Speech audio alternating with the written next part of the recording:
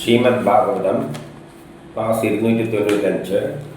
നമ്മൾ സ്കന്ധം 11 മൂന്നാമത്തെ അധ്യായമായ മായാസന്തരണോപായതി വർണ്ണന. മായയെ പറ്റിയുള്ള എന്താണ് മായ, അതിനെ എങ്ങനെ മറികടക്കാം, ഇതെല്ലാമായിട്ട് ബന്ധപ്പെട്ട ഒരു കാര്യമാണ്. അപ്പം അതിലേക്ക് നേരിട്ട് കിടക്കാം. ഇതൊരു മായാലോകമാണ് സൃഷ്ടിച്ചിരിക്കുന്നത്. മായയിൽ അകപ്പെട്ടാണ് നമ്മൾ ജീവിക്കുന്നത്.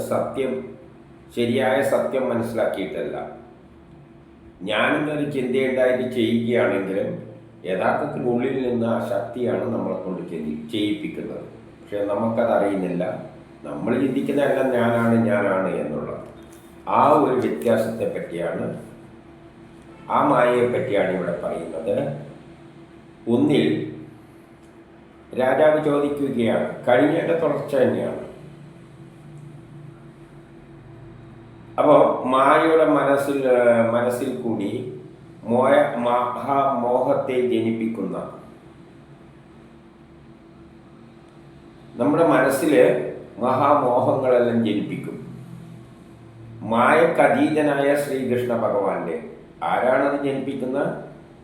ആ സൃഷ്ടികർത്താവ് നമ്മുടെ മനസ്സിൽ ചില മോഹങ്ങൾ ഉണ്ടാക്കും. ആരുണ്ടാക്കുന്നു?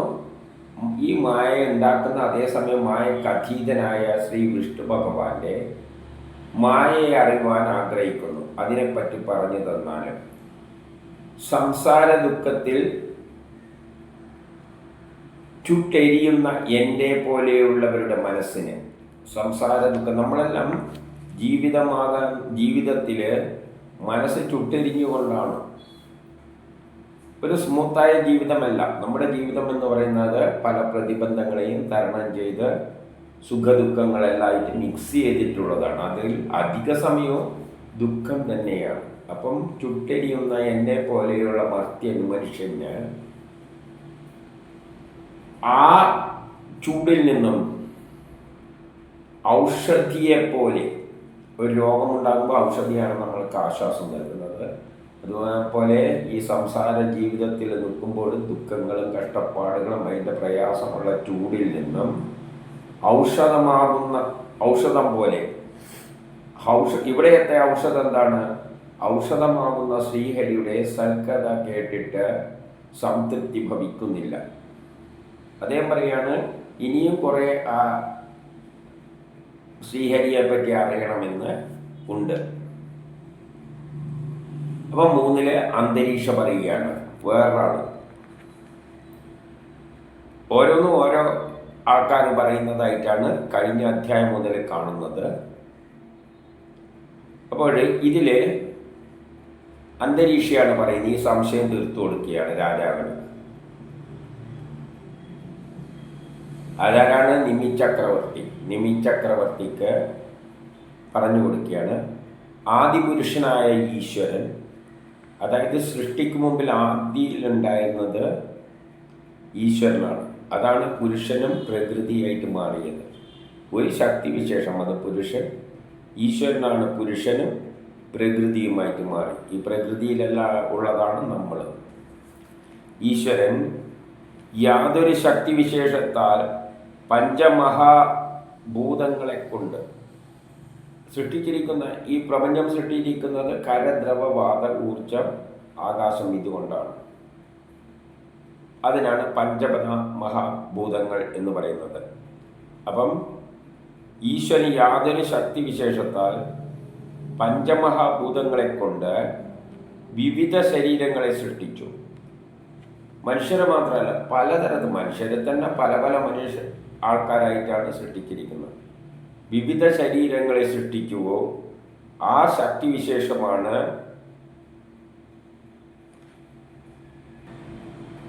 ഈശ്വരൻ്റെ മായ എന്ന് പറയുന്നത്.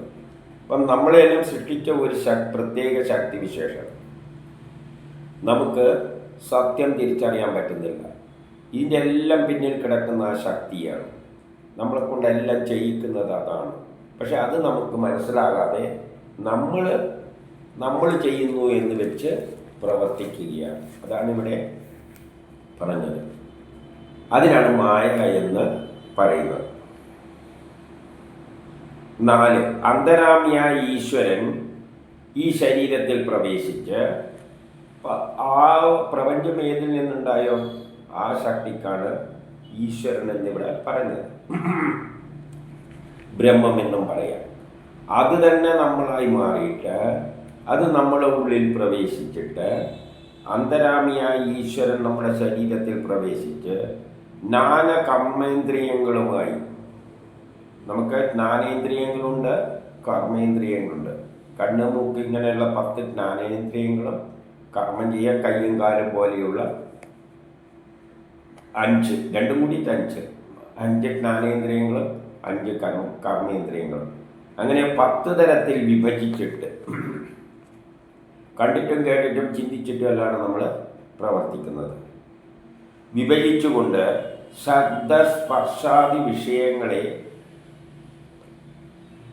വിഷയങ്ങളെയും കണ്ണുകൊണ്ട്, ഈ ജ്ഞാനേന്ദ്രിയങ്ങൾ കൊണ്ട് കാണുന്നു, കേൾക്കുന്നു, അതിൻ്റെ തന്നെ അനുസരിച്ച് മനസ്സിലെന്തെങ്കിലും ചിന്തിച്ചിട്ട് അതിനനുസരിച്ച് കയ്യും കാലും കൊണ്ടെല്ലാം പ്രവർത്തിക്കുന്നു. എന്നിട്ട് വിഷയങ്ങളെ അനുഭൂതി വിഷയമാക്കുന്നു. കാണുമ്പോഴും കേൾക്കുമ്പോഴും നമുക്ക് ചില അനുഭൂതികൾ ഉണ്ടാകും. അതിൻ്റെ അടിസ്ഥാനത്തിൽ നമ്മൾ പ്രവർത്തിക്കും. നല്ലൊരു മാങ്ങ കാണുമ്പോൾ ആ പറിച്ചു തിന്നണം തോന്നും, നമ്മൾ പോയി പറിക്കും, തിന്നും. ഇങ്ങനെയാണ് കർമ്മം ചെയ്യുന്നത്.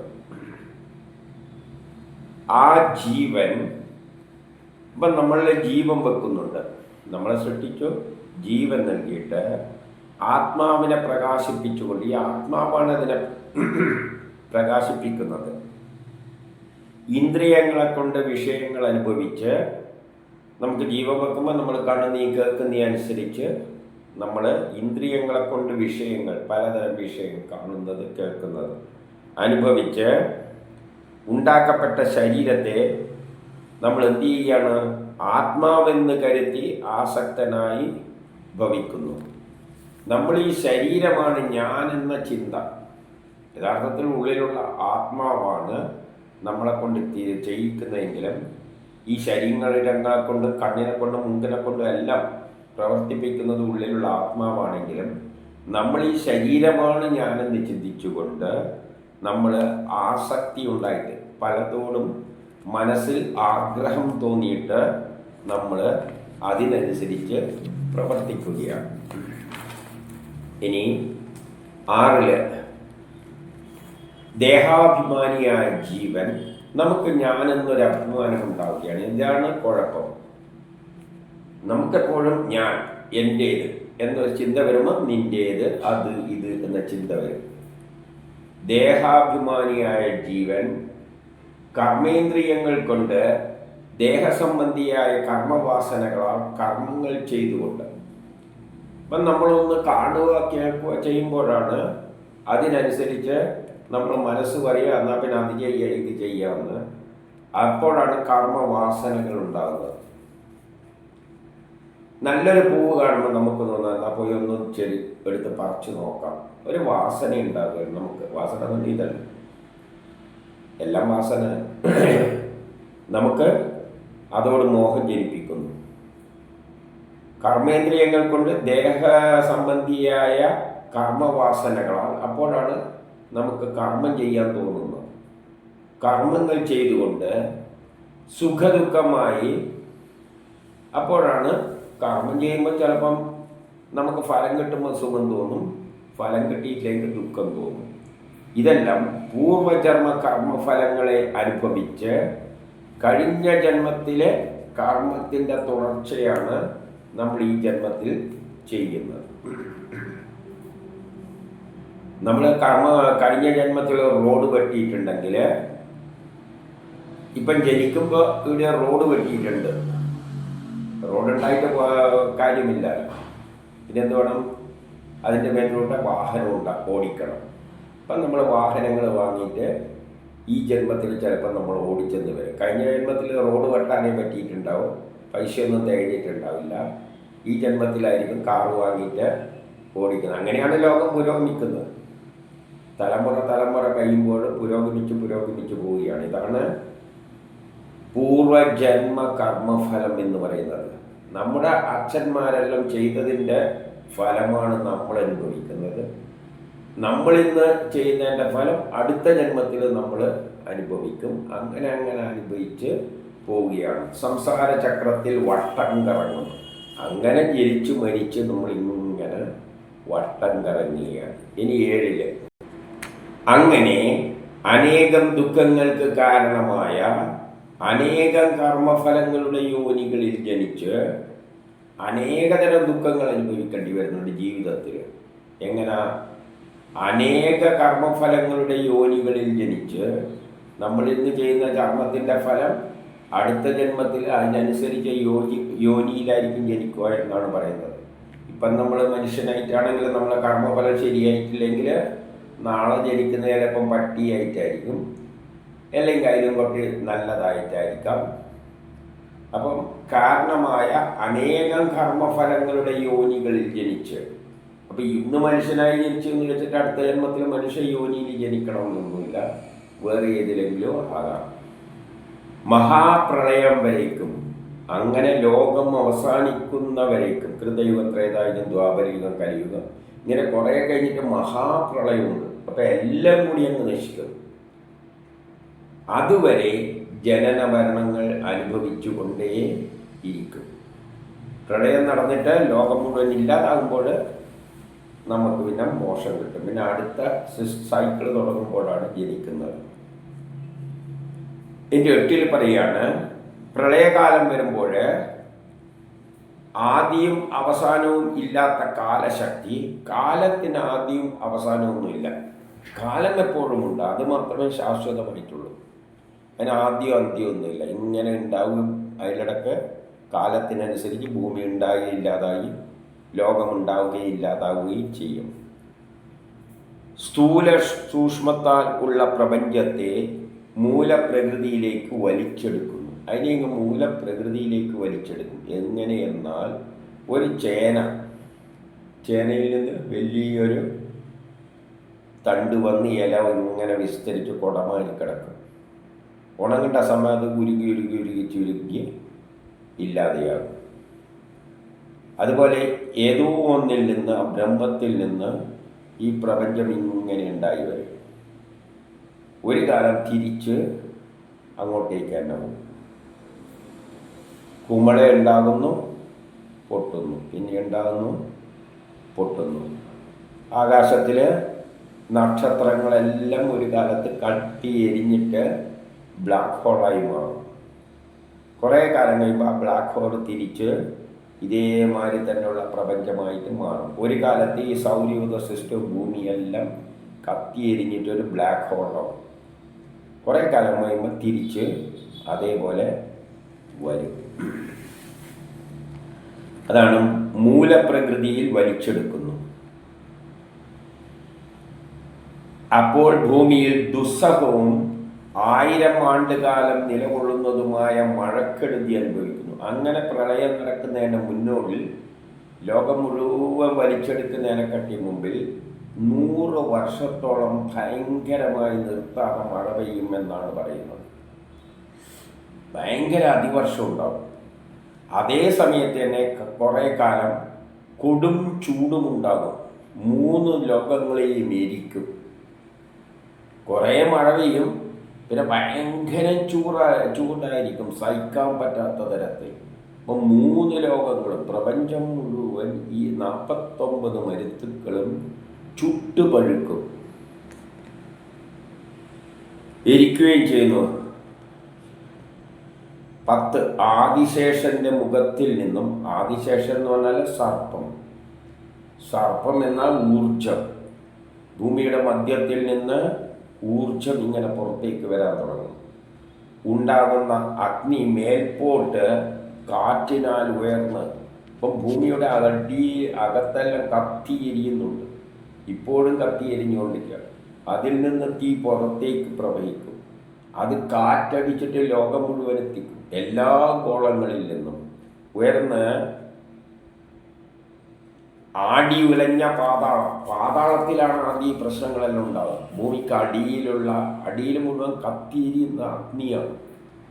ആ അഗ്നിയാണ് പുറത്തേക്ക്, ചിലപ്പോൾ അഗ്നിപർവ്വതമായിട്ട് പുറത്തേക്ക് വരുന്നത് മതി, കംപ്ലീറ്റ് പുറത്തേക്ക് വരാൻ തുടങ്ങും തീ. അതാണ് ആദിശേഷൻ. എന്നിട്ട് ലോകത്ത് നിന്ന് തുടങ്ങി എല്ലായിടും എരിച്ചു വളരുന്നു. ലോകം മുഴുവൻ എല്ലാ ഗോളത്തു നിന്നും അഗ്നി ഇങ്ങനെ പുറത്തേക്ക് എരിച്ചു വളരും.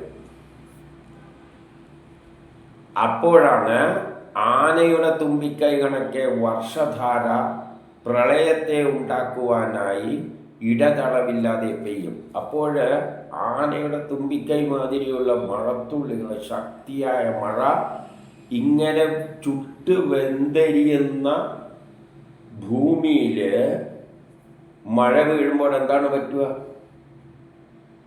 നമ്മൾ നല്ലോണം ചുട്ട് പഴുപ്പിച്ച ഒരു കുപ്പി എടുത്തിട്ട് അതിൻ്റെ അകത്ത് ശക്തിയിൽ പച്ചവെള്ളം പെട്ടെന്ന് ഒഴിച്ചാൽ കുപ്പി പൊട്ടിത്തെറിക്കും. പൊട്ടിയെല്ലാം പൊടിഞ്ഞ് ഇല്ലാതാകും.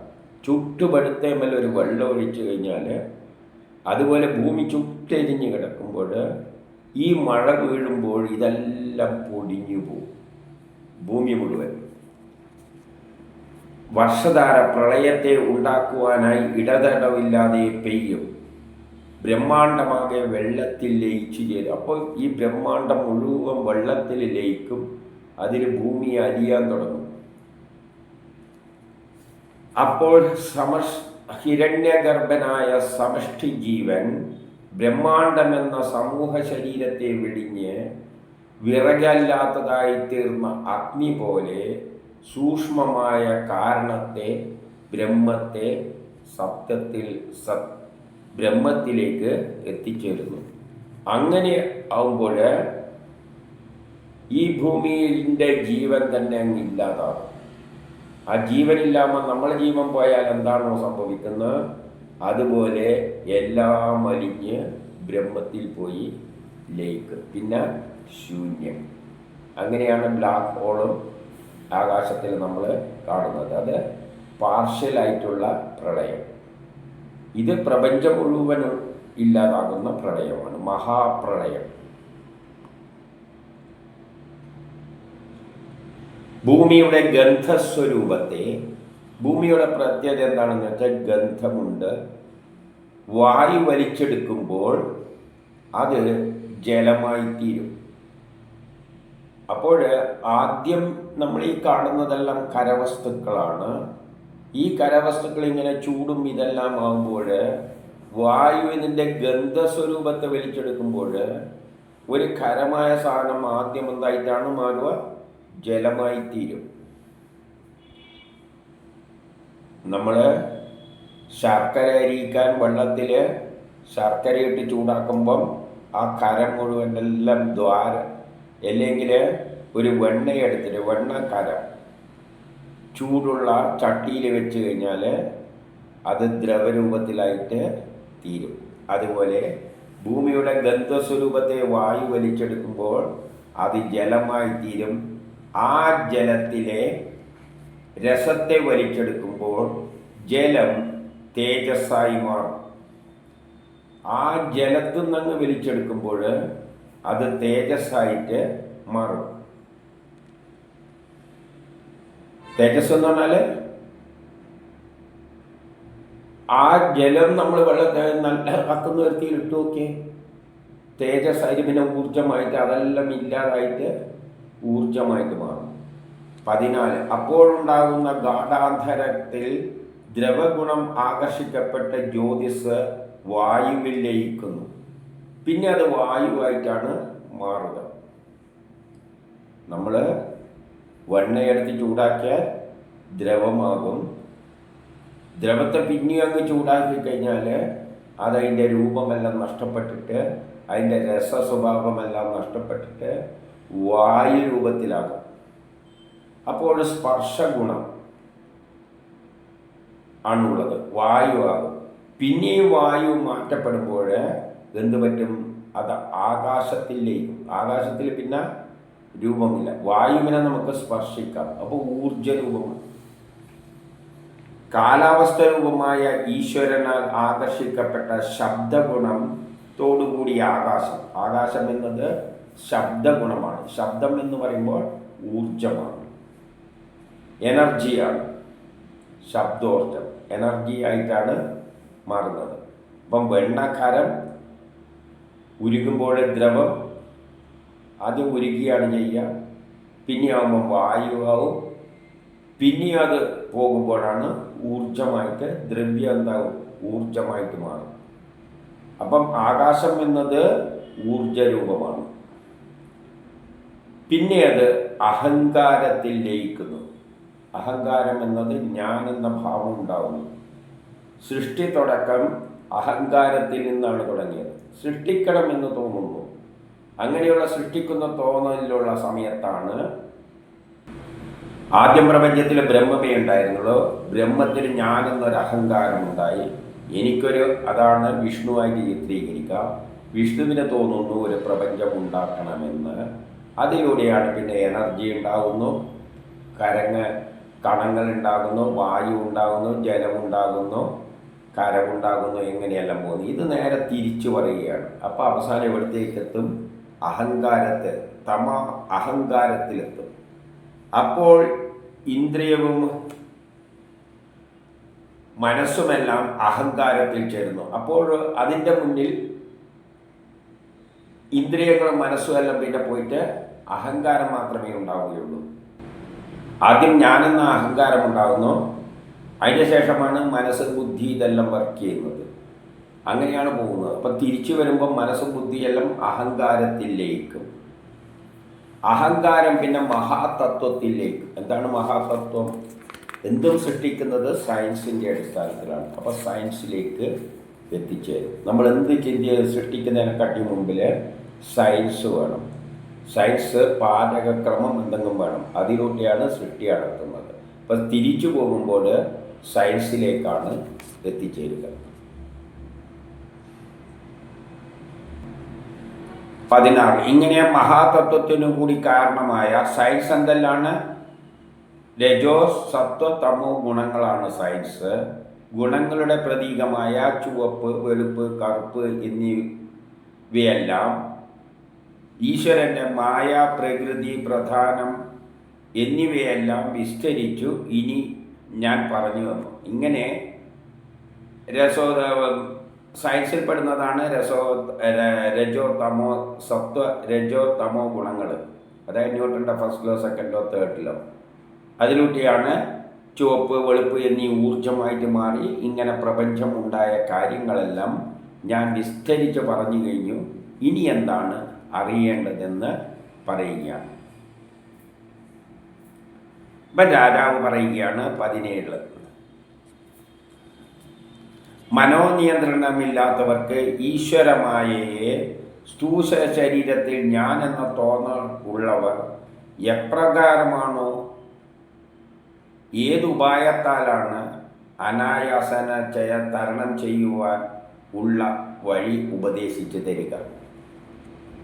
മനോനിയന്ത്രണമില്ലാതെ നമുക്ക്, സാധാരണ മനുഷ്യർക്ക്, ഈശ്വരമായി, അതായത് ഈ മായയാലാണല്ലോ പ്രപഞ്ചം സൃഷ്ടിച്ചിരിക്കുന്നത്.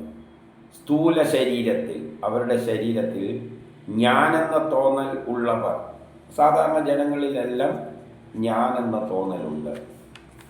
ഏത് പ്രകാരത്തിൽ, ഏതെങ്കിലും ഉപായത്തിലൂടെ അനായാസേന ഈ ഞാനെന്ന തോന്നൽ ഇല്ലാതാക്കാൻ പറ്റുമോ അത് ഉപദേശിച്ചു തരിക. അപ്പം മായയാലാണ് സൃഷ്ടിച്ചതെന്ന് പറഞ്ഞു. എന്നാൽ ജ്ഞാനം കുറഞ്ഞ മനുഷ്യർക്ക് ഈ മായയെ മറികടക്കാനുള്ള വഴി പറഞ്ഞു തരാൻ വേണ്ടിയിട്ട് പറയുകയാണ്. 18 അതിനുള്ള ഉത്തരം പ്രബുദ്ധൻ എന്ന യോഗിയാണ് പറയുന്നത്. ദുഃഖ നിവാരണത്തിനും സുഖപ്രാപ്തിക്കും വേണ്ടി, ഇപ്പം ജീവിതം എന്ന് പറഞ്ഞാൽ ദുഃഖമാണ്. അപ്പം ആ ദുഃഖമെല്ലാം ഇല്ലാതാക്കി സുഖപ്രാപ്തിക്ക് വേണ്ടി നാനാ കർമ്മങ്ങൾ ചെയ്യുന്ന സ്ത്രീ പുരുഷന്മാർ ഒന്നിച്ചു ചേർന്ന് നയിക്കുന്ന കുടുംബജീവിതത്തിൽ മനുഷ്യർക്ക് വന്നുപെടുന്ന കർമ്മഫലത്തിൻ്റെ വൈപരീയത്തെ പറഞ്ഞു തരാം. അതായത് മനുഷ്യൻ കുടുംബജീവം, മനുഷ്യരുടെ കാര്യമാണല്ലോ പറഞ്ഞത്. അവർ കുടുംബമായിട്ട് ഭാര്യയും ഭർത്താവും എല്ലായിട്ട് ജീവിക്കുമ്പോൾ അവരുടെ സംസാര ചക്രത്തിൽ വന്നു ചേർന്ന കർമ്മഫലത്തിൻ്റെ ഫലങ്ങളെപ്പറ്റി, അതായത് കുടുംബജീവിതം എല്ലാം നയിക്കുമ്പോൾ വന്നു ചേരുന്ന കർമ്മഫലങ്ങളെപ്പറ്റിയെല്ലാം ഞാൻ പറഞ്ഞു തരാം. നിത്യവും ദുഃഖവും 19. എപ്പോഴും അധിക സമയം ദുഃഖമായിരിക്കും, അപൂർവമായ സുഖം എപ്പോഴാണ് കിട്ടുക? എപ്പോഴെങ്കിലും. അധിക സമയം കഷ്ടപ്പാട്, എപ്പോഴെങ്കിലും സുഖം കിട്ടും. നൽകുന്ന, എന്താണത് നൽകുന്നത്? ധനവും. ഇപ്പം ധനം ഉണ്ടെങ്കിലല്ലേ ജീവിക്കാൻ പറ്റും. അപ്പം ധനമാണ് നമുക്ക് സുഖദുഃഖങ്ങളെല്ലാം തരുന്നത്. അതിനാൽ നേടുന്ന ചഞ്ചലമായ ഗൃഹങ്ങൾ, സന്താനങ്ങൾ, ബന്ധുജനങ്ങൾ, നാൽക്കാലികൾ എന്നിവയും എന്ത് മനസ്സമാധാനമാണ് നൽകുന്നത്? അപ്പം ഈ ധനത്തിലൂടെ നമ്മൾ നേടിയെടുക്കുന്ന ബന്ധുജനങ്ങൾ, അതിൻ്റെ എല്ലാം അടിത്തറ ധനമാണ്. ഗൃഹങ്ങൾ, സന്താനങ്ങൾ, ഭാര്യ, ഇതെല്ലാം യഥാർത്ഥത്തിൽ നമ്മുടെ മനസ്സിന് എന്ത് സുഖമാണ് നൽകുക? ഒരു സുഖവും നൽകില്ല. കാരണം അധിക സമയം തന്നെയാണ് ദുഃഖം തന്നെയാണ്. അത് പണത്തിനടിസ്ഥിതം, പണവുമായിട്ട് അതിന് ബന്ധമുണ്ട്. കുടുംബജീവിതത്തിൽ ദുഃഖം തന്നെയാണ്. എപ്പോഴെങ്കിലും സുഖം കിട്ടും. നമ്മളിപ്പോൾ ചോറുണ്ടാക്കിയിട്ട് തിന്നുന്ന സുഖം എപ്പോഴാണ് കിട്ടുക? അവസാനം. ചോറുണ്ടാക്കാൻ പെടുന്ന പാടെത്രയാണ്? കഷ്ടപ്പെട്ടിട്ട് അവസാനം തിന്നുമ്പോൾ ഒരു ചെറിയ സുഖം നേരം കിട്ടും. അതിനു വേണ്ടി പാടുപെടുന്ന എത്ര പേരാണ്? പ്രാദേശിക ഭരണാധികാരികളുടെ സ്ഥാനമാനങ്ങൾ പോലെ സാധാരണ അധികാരികളുടെ സ്ഥാനമാനങ്ങൾ, ആ സ്ഥാനമാനങ്ങൾ എന്ന് പറഞ്ഞാൽ എന്താണ്? കഷ്ടപ്പാടും ദുരിതമാണ്. നമ്മൾ വിചാരിക്കുന്ന മാതിരി നല്ലൊരു സ്ഥാനത്ത് ഇരിക്കുക എന്ന് പറഞ്ഞാൽ അതിൻ്റെ ടെൻഷനും ഇതുമെല്ലാം നമ്മൾ ചിന്തകൾക്കും അപ്പുറമാണ്.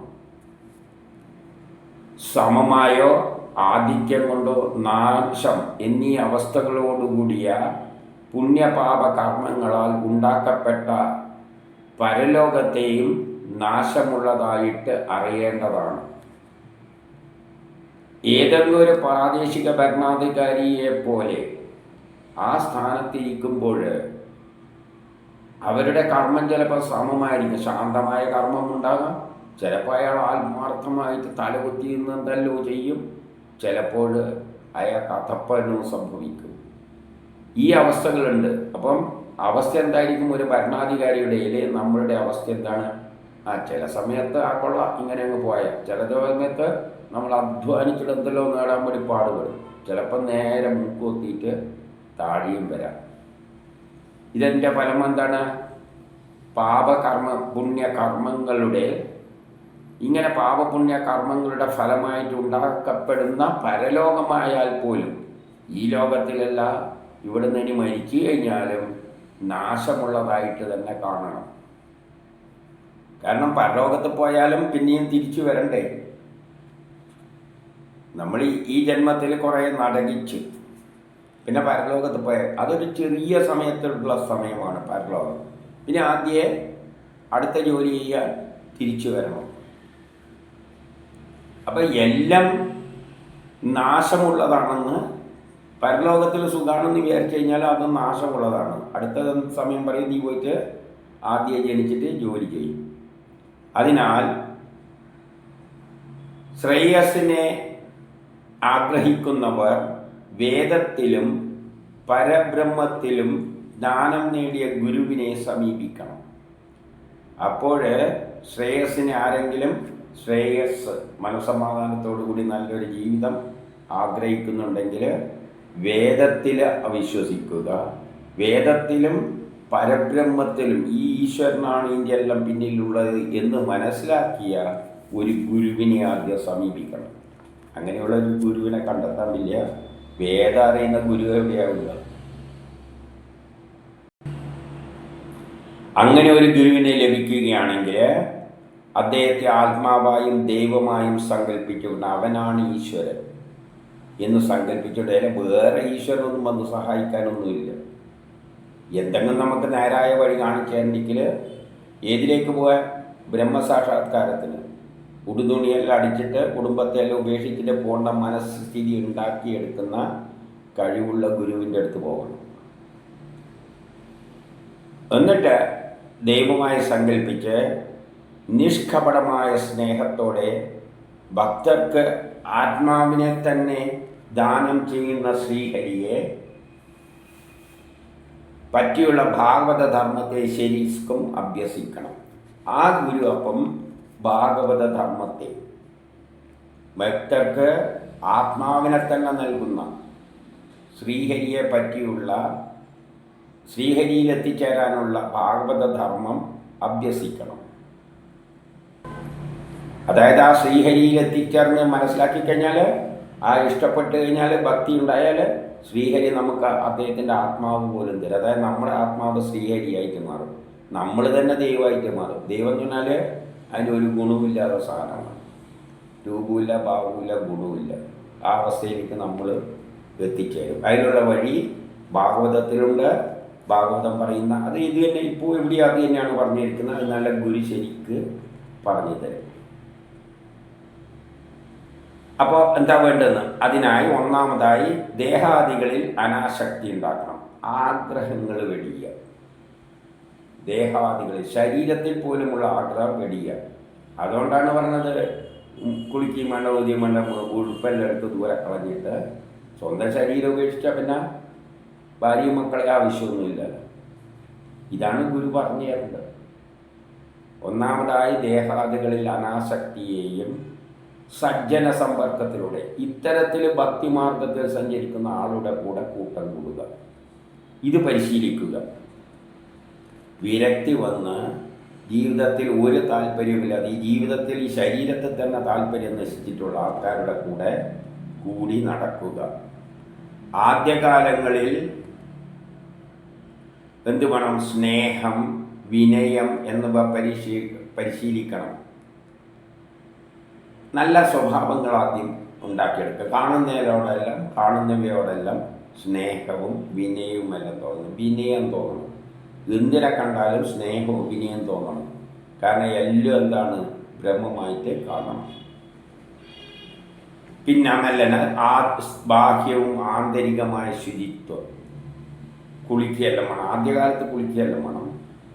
ആന്തരിക ശുചിത്വം എങ്ങനെ ഉണ്ടാക്കുക? ബ്രീത്തിങ് എക്സസൈസ് എല്ലാം എടുക്കുക. മനസ്സിനെ ഈശ്വരിലേക്ക് കോൺസെൻട്രേറ്റ് ധ്യാനിക്കുക.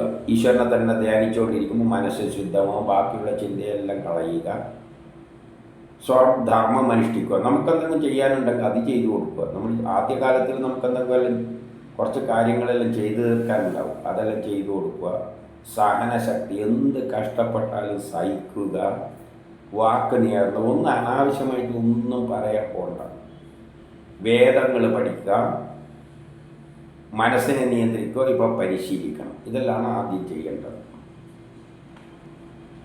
ദ്രോഹബുദ്ധിയില്ലായ്മ, മറ്റുള്ളവർക്ക് ദ്രോഹം ചെയ്യാതിരിക്കുക. ശീതോഷ്ണങ്ങളിൽ തുല്യത, നല്ല ചൂടാണെങ്കിലും നല്ല തണുപ്പാണെങ്കിലും ഒരേപോലെ നിൽക്കുക. നമുക്ക് ശീതം അയ്യോ വിറക്കുന്നേന്ന് പറയും, ചൂടാകുമ്പോൾ അയ്യോ സഹിച്ചുകൂടി, ഇതൊന്നും പാടില്ല. ശീതമായാലും വേണ്ടിയില്ല, ചൂടായാലും വേണ്ടിയില്ല, എല്ലാം തുല്യഭാവം അതുണ്ടാക്കിയെടുക്കുക. പരിശീലിക്കുക. മനസ്സിനെ കൊണ്ട് തണുപ്പാണെങ്കിൽ ഞാൻ സഹിക്കായി, തണുപ്പൊന്നും എനിക്ക് കാര്യമൊന്നുമില്ല. ശരീരം കോച്ച് പോകുന്നുണ്ടെങ്കിൽ ഒന്ന് പോകട്ടെ. എനിക്ക് ഈ ശരീരത്തിനെയല്ലേ എഫക്റ്റ് ചെയ്യുള്ളൂ. തണുപ്പും ചൂട് കഴിഞ്ഞാൽ എഫക്റ്റ് ചെയ്യാം ശരീരത്തിന്. ആ വിണ്ട് കയറുന്നുണ്ടെങ്കിൽ വിണ്ട് കയറട്ടെ, എനിക്ക് ഈ ശരീരം വേണ്ട. പിന്നെന്താണ് ചിന്തിക്കാനുള്ളത്? അത്തരത്തിൽ മനസ്സാക്കിയെടുക്കുക. കുറച്ച് കട്ടിയാണ്, പറയാൻ എളുപ്പമാണ്. 25. സർവചരാചരങ്ങളിലും തൻ്റെ ആത്മാവായി ഈശ്വരൻ എന്തെന്ന ബോധം. കാണുന്ന എല്ലാറ്റിലും എന്നിലുള്ള ഈശ്വരനാണ് ഉള്ളത്. ഞാൻ തന്നെയാണ് ആ എല്ലാ ശരീരത്തിലുള്ളത്. ഈശ്വരൻ എന്നിലുള്ള ശരീരം ഈശ്വരനാണ് ഈ കാണുന്നതെല്ലാം എന്ന ചിന്ത ഉണ്ടാക്കിയെടുക്കുക. ബ്രാഹ്മണ, ക്ഷത്രിയ, വൈശ്യ, ശൂദ്ര,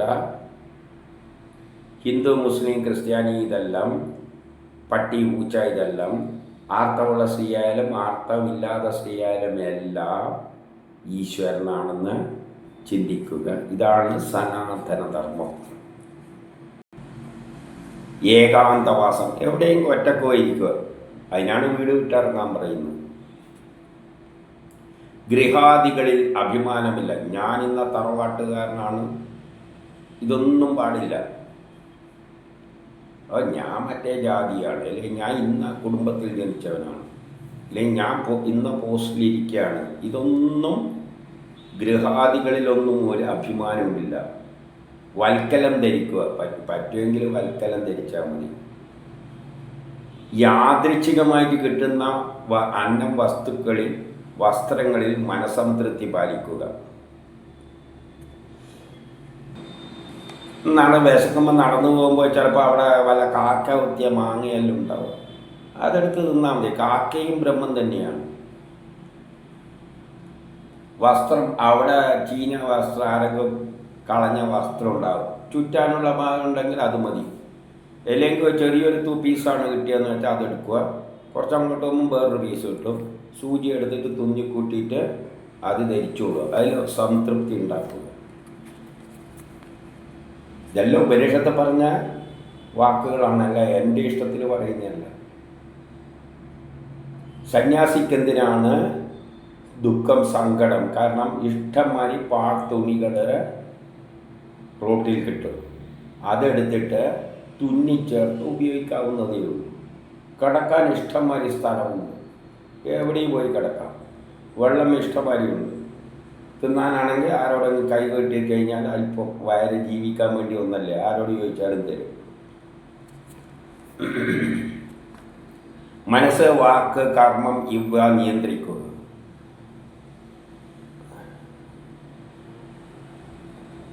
അന്ധകരണത്തെയായിട്ട് ബന്ധപ്പെട്ട ശമം, ബാഹ്യ നിയന്ത്രണവുമായി ബന്ധപ്പെട്ട ദമം എന്നിവ പരിശീലിക്കുക. അങ്ങനെ കുറേ നിയമങ്ങളുണ്ട്. പീഠത്തിലിരിക്കരുത്, അത് ചെയ്യരുത്, ഇത് ചെയ്യരുത് എന്നെല്ലാം പറഞ്ഞിട്ട് സ്ത്രീകളെ കാണാൻ പാടില്ല, സംസാരിക്കാൻ പാടില്ല, ഇത് പാടില്ല, ആരോട് കൂട്ടുകൂടാൻ പാടില്ല, ഇങ്ങനത്തെ എല്ലാം കുറേ നിയമങ്ങളുണ്ട്. യമനിയമങ്ങളും ദമനിയമങ്ങളും എല്ലാം ഉണ്ട്. ദമം ശീലിക്കുക. 27 ശ്രീഹരിയുടെ അത്ഭുത കഥകളോ കർമ്മങ്ങളോ ഗുണങ്ങളോ ഗാനം ചെയ്യുക, ധ്യാനിക്കുക. കുറേ ഭാഗവതത്തിൽ കഥകൾ പറഞ്ഞു തന്നിട്ടുണ്ട്, ശ്രീകൃഷ്ണൻ്റെ കഥകൾ. അത് ഗാനം ചെയ്യുക, ധ്യാനിക്കുക. ശ്രീഹരിക്കായിക്കൊണ്ട് എന്തെങ്കിലും ചെയ്യുന്നുണ്ടെങ്കിൽ അത് ശ്രീഹരിക്കായിക്കൊണ്ട് ചെയ്യുക. നമ്മൾ എന്തെങ്കിലും ചെയ്യുന്നുണ്ട്, ഇതാ ശ്രീഹരിക്ക് വേണ്ടിയാണ് എന്ന് വെച്ചിട്ട് ചെയ്യുക. ഇങ്ങനെ ഇതെല്ലാം അഭ്യസിക്കുക. 28 യാഗം, ദാനം, തപസ്, ജപം, സദാചാരം എന്നിവയും ഭാര്യ, മക്കൾ, ഗ്രഹങ്ങൾ, പ്രാണങ്ങൾ എന്നിവയും പരമാത്മാവിനെ കൊണ്ട് സമർപ്പിക്കുക. എല്ലാം പരമാത്മാവിന് ആയിട്ട് സമർപ്പിക്കുക. കാരണം എല്ലാം ബ്രഹ്മമായി കണ്ടുകൊണ്ട് പരമാത്മാവിനായിക്കൊണ്ട് സമർപ്പിച്ചേക്കുക. നമുക്കൊന്നും വേണ്ട, എല്ലാത്തിനെയും ഈശ്വരനെ ഞാനിതാ സമർപ്പിക്കുന്നു എന്നും പറഞ്ഞുകൊണ്ട് ഇവരെ എല്ലാം ഈശ്വരനെ സമർപ്പിച്ചുകൊണ്ട്, കാരണം എല്ലാം ഈശ്വരനുമായിട്ടും കാണണം. എന്നിട്ട് അതെല്ലാം അഭ്യസിക്കുക. കുറച്ച് പാടാണ്.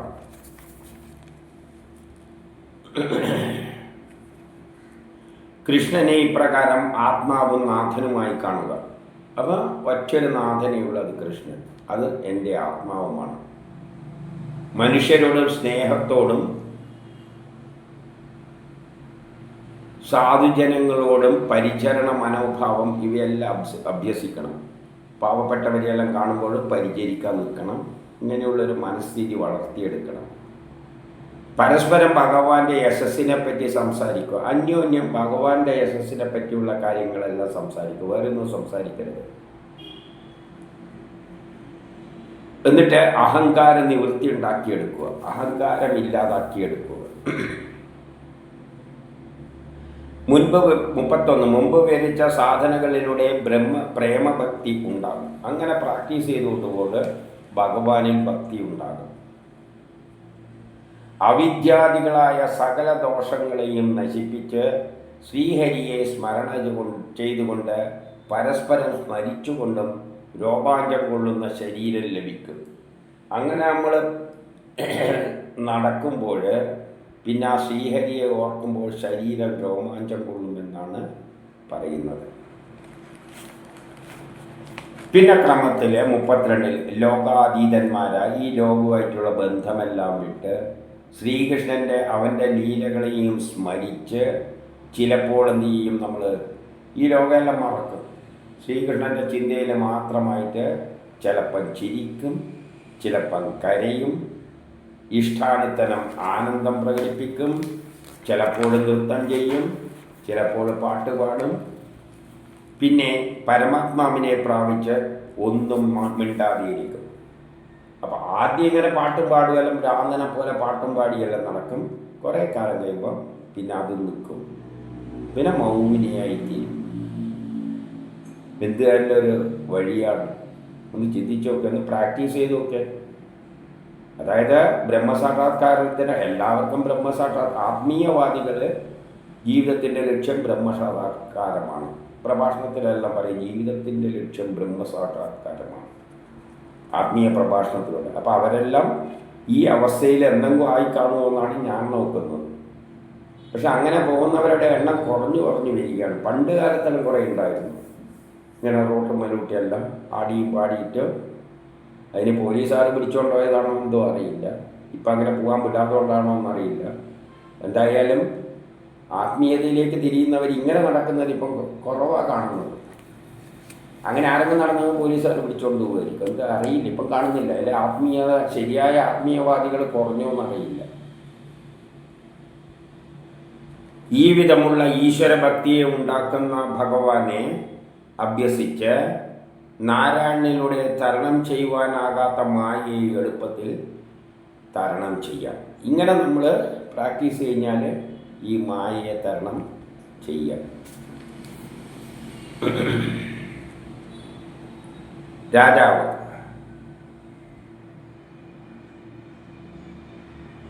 നാരായണനാകുന്ന ബ്രഹ്മത്തെക്കുറിച്ച് പറഞ്ഞു തരുന്ന നിങ്ങൾ ശ്രേഷ്ഠന്മാരായ ബ്രഹ്മജ്ഞാനികൾ തന്നെയാണ്.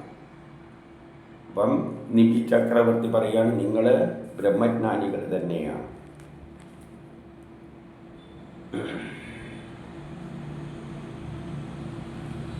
തൻ്റെ ഉത്ഭവത്തിനും മറ്റും കാരണങ്ങളില്ലാത്തത്, തൻ്റെ ഉത്ഭവത്തിന് കാരണമൊന്നുമില്ല. എന്തിനു വേണ്ടിയാണ് ഈ പ്രപഞ്ചം സൃഷ്ടിച്ചതെന്ന് ചോദിച്ചു കഴിഞ്ഞാൽ വേറെ കാര്യമൊന്നുമില്ല, അങ്ങേർക്കേ അറിയുള്ളൂ എന്തിനു വേണ്ടി ഇങ്ങനെയൊരു പ്രപഞ്ചം സൃഷ്ടിച്ചതെന്ന്. ഈ ലോകത്തിൻ്റെ സൃഷ്ടിസ്ഥിതി സംഹാരണത്തിന് കാരണമായത്.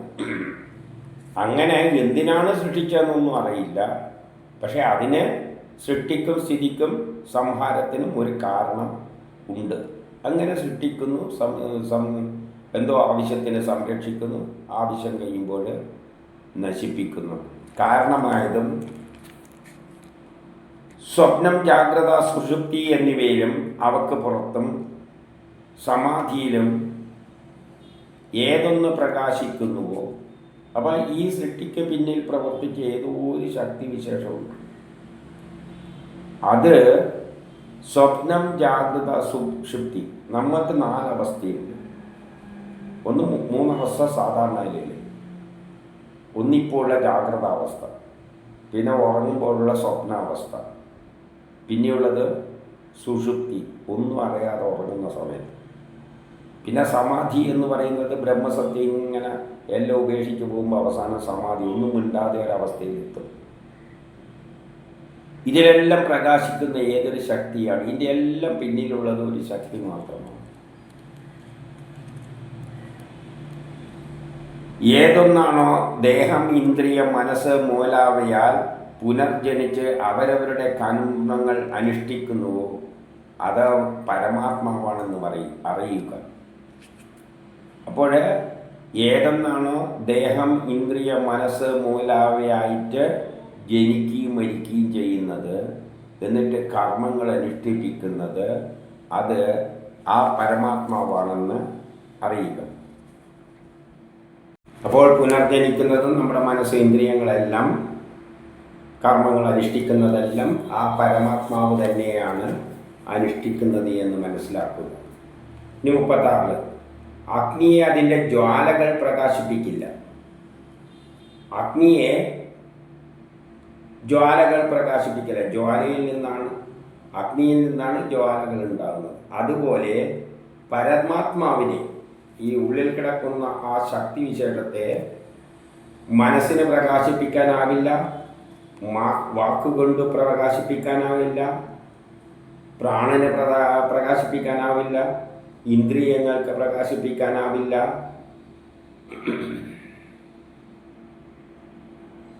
ഉപനിഷത്ത് ആത്മാവിനെ പരിചയപ്പെടുത്തുമ്പോൾ തന്നെ വ്യക്തമായി വിവരിച്ചു പറയാതെ, ഉപനിഷത്ത് തന്നെ ആത്മാവിനെ പരിചയപ്പെടുത്തി തരുമ്പോൾ അത്ര വ്യക്തമായിട്ടൊന്നും വിവരിച്ച് ഇന്ന തരത്തിലാണ് എന്ന് പറഞ്ഞ് ഒരു മാങ്ങയെ വ്യാഖ്യാനിക്കുന്ന തരത്തിലൊന്നുമല്ല ഉപനിഷത്ത് വ്യാഖ്യാനിക്കുന്നത്. ഇന്നതാണ് പരമാത്മ എന്ന് വ്യക്തമായിട്ട് ഉപനിഷത്തും പറയുന്നില്ല.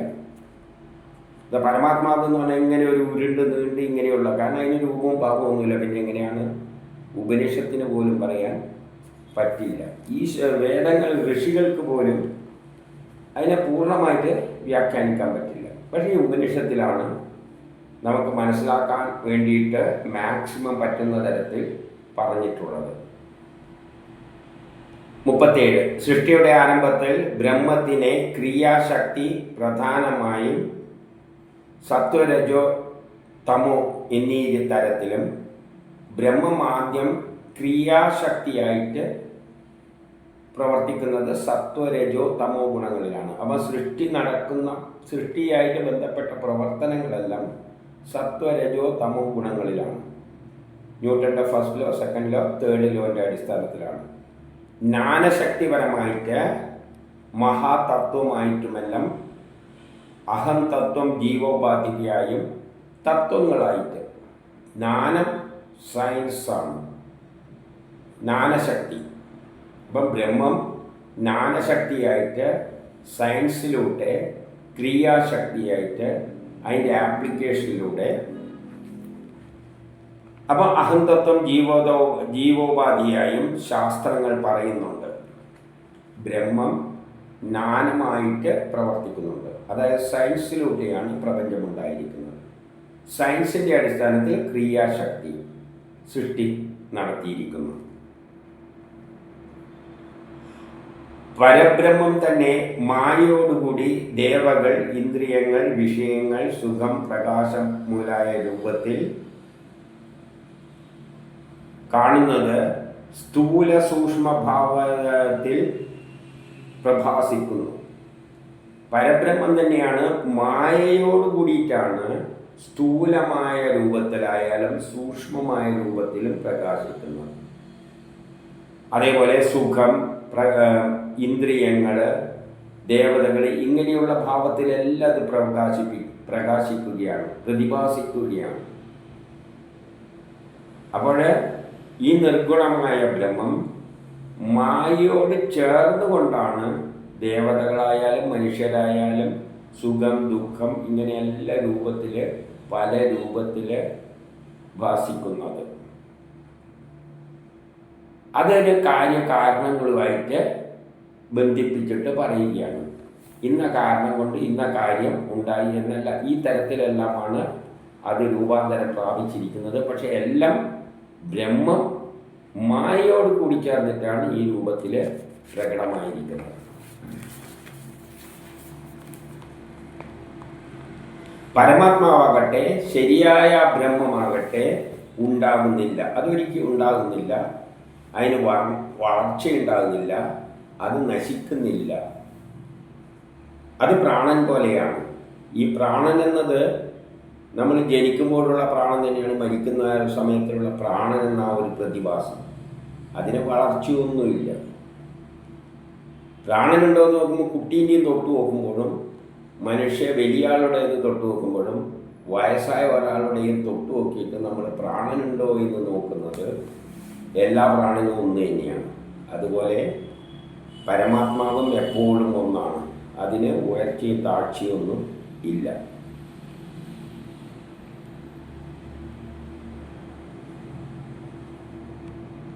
മുപ്പത്തൊമ്പത്. ഉൽപ്പത്തി വിനാശത്തോടുകൂടിയ എല്ലാവരുടെയും ശരീരം കാലത്തിന് സാക്ഷിയാണ്. കാലം ഇതിനെയെല്ലാം സാക്ഷിയായിക്കൊണ്ട് വർത്തിക്കുകയാണ് ഇതിൻ്റെ പിന്നിൽ. ഓരോ കാലത്താണ് ഓരോ ജീവജാലങ്ങൾ ഉണ്ടായി ഇല്ലാതായി മാറുന്നത്. എല്ലാം കാലവുമായിട്ട് ബന്ധിപ്പിച്ചിട്ടാണ്, സമയവുമായിട്ട് ബന്ധിപ്പിച്ചിട്ടാണ്. അപ്പം കാലം എല്ലാം അറിയുന്ന സാക്ഷിയാണ്. കാലമാണ് യഥാർത്ഥത്തിൽ ഈ പ്രപഞ്ചത്തിൻ്റെ സാക്ഷി.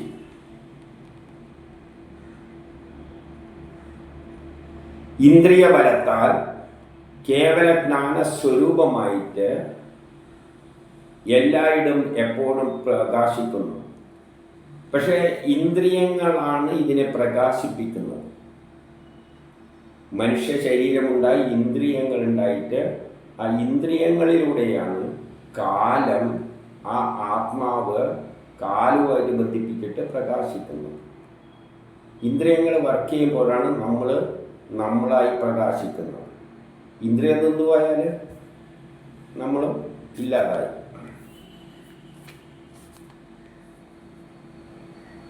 ഇനി 40 മുട്ടയിൽ നിന്നുണ്ടാകുന്നുണ്ട്, ഗർഭത്തിൽ നിന്നുണ്ടാകുന്നുണ്ട്, ഭൂമിയെ പടർന്നു വരുന്ന വൃക്ഷങ്ങളുണ്ട്, ഏതിൽ നിന്നെന്ന് വ്യക്തമായി അറിയാൻ പറ്റാത്ത വിയർപ്പിൽ നിന്നും ഉണ്ടാകുന്നുണ്ട്. ചിലത് ഏതിൽ നിന്നാണ് ഉണ്ടായതെന്നൊന്നും പറയാൻ പറ്റില്ല.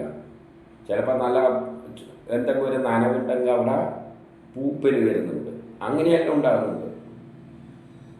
ശരീരം വേർക്കുമ്പോൾ ശരീരത്തിൽ പൂപ്പൽ വരുന്നില്ല. ഇത് എവിടെ നിന്നാണ് വരുന്നതെന്നൊന്നും അറിയില്ല. അത്തരത്തിലുള്ളുണ്ട്. അങ്ങനെയുള്ള എല്ലാ ശരീരത്തിലും മുട്ടയിൽ നിന്നുണ്ടായാലും പ്രസവിച്ചിട്ടുണ്ടായാലും ഭൂമിയിൽ നിന്ന് മുളച്ചു വരുന്നതായാലും അറിയാതെ എന്തെല്ലോ കാര്യങ്ങൾ കൊണ്ടുണ്ടാകുന്നതായാലും ആ ശരീരങ്ങളിലെല്ലാം പ്രാണനുണ്ട്. ആ പ്രാണൻ ജീവാത്മാവിനെ അനുഗമിക്കുന്നു. ജീവാത്മാവ് എന്ന് പറഞ്ഞാൽ സൃഷ്ടിയുടെ പിന്നിലുള്ള ഒരു ശക്തിയുണ്ട്, പരമാത്മാവ്. ആ പരമാത്മാവാണ് ഓരോ ജീവാത്മാവിനെ സൃഷ്ടിക്കുന്നത്. അത് ഓരോ ആവശ്യത്തിന് വേണ്ടിയാണ് സൃഷ്ടിക്കുന്നത്. അപ്പം പരമാത്മാവ് എന്താണോ തീരുമാനിച്ചത് അതൊരു പ്ലാനാണ്. പരമാത്മാവ് എന്ന് പറഞ്ഞാൽ ലോകത്തിൻ്റെ പ്ലാനാണ്. ആ പ്ലാൻ അനുസരിച്ചാണ് ഇവിടെ എല്ലാം നടക്കുന്നത്.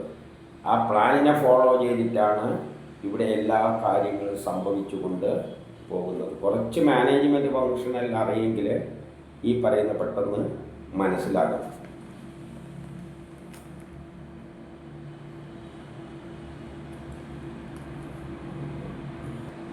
നേത്രം പോലെയുള്ള നമ്മളെ കണ്ണ്, കേൾക്കുന്നത്, ചെവി, ഇതെല്ലാം ഇന്ദ്രിയങ്ങളും ഞാനെന്ന അഹങ്കാരവും സുഷുപ്തിയിൽ ലയിച്ചു പോവുകയാണ്. നമ്മളെ ഗാഠനിദ്രയിൽ നമ്മുടെ ഇന്ദ്രിയങ്ങളില്ല, ഞാനില്ല. അപ്പം എല്ലാം സുഷുപ്തിയിൽ ലയിച്ചു പോവുകയാണ്. ഈ ഞാനെന്ന ചിന്ത പോലും ഗാഠനിദ്രയിലില്ല. അപ്പോൾ വികാരാത്മകമായ ലിംഗശരീരമില്ല.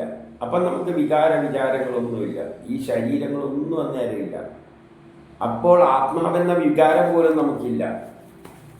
ഞാനെന്ന ചിന്തയൊന്നും അഹങ്കാരമൊന്നും സുഷുപ്തിയിലില്ല. അപ്പം നമ്മൾ ശൂന്യമായിട്ട് എന്തോ ഒരവസ്ഥയിൽ നിൽക്കുന്നുണ്ട്.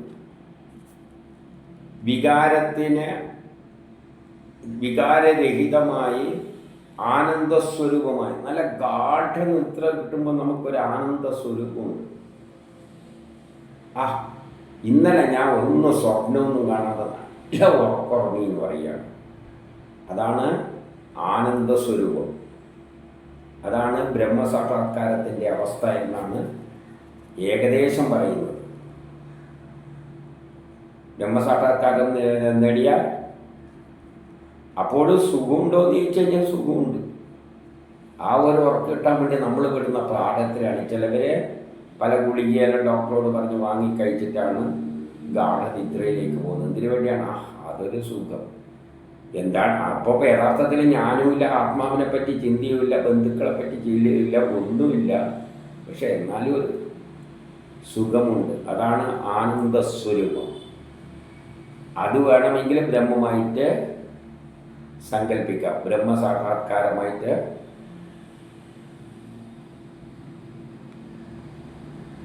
സുഷുപ്തിയിൽ സാക്ഷിയുമായ ആത്മസ്മൃതി ഉണ്ടാകുന്നു. അപ്പോഴാണ് ഒരു സ്മൃതി, ആത്മസ്മൃതി, ആ ബ്രഹ്മവുമായിട്ടുള്ള ഒരു താതാത്മ്യം, ഒരു മനസ്സിലൊരു എന്തോന്നുണ്ട്.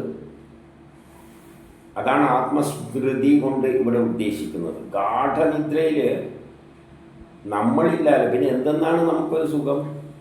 സുഖമുണ്ടോ എന്ന് ചോദിച്ചാൽ സുഖമുണ്ട് താനും. എന്ത് സുഖമുണ്ട്? അതിലെ രാവിലെ എണീക്കുന്നവനാ നല്ല ഒരു ഉറങ്ങി. സ്വപ്നം കണ്ട് ഉറങ്ങുന്നതിന് നമുക്കിഷ്ടമില്ല. നല്ല ഉറക്കമിറങ്ങി. എന്താണ് അതുകൊണ്ട് നമുക്ക് കിട്ടിയത്? എന്താണ് കിട്ടിയത്? എന്തോ ഒരു ആത്മസ്മൃതി. 40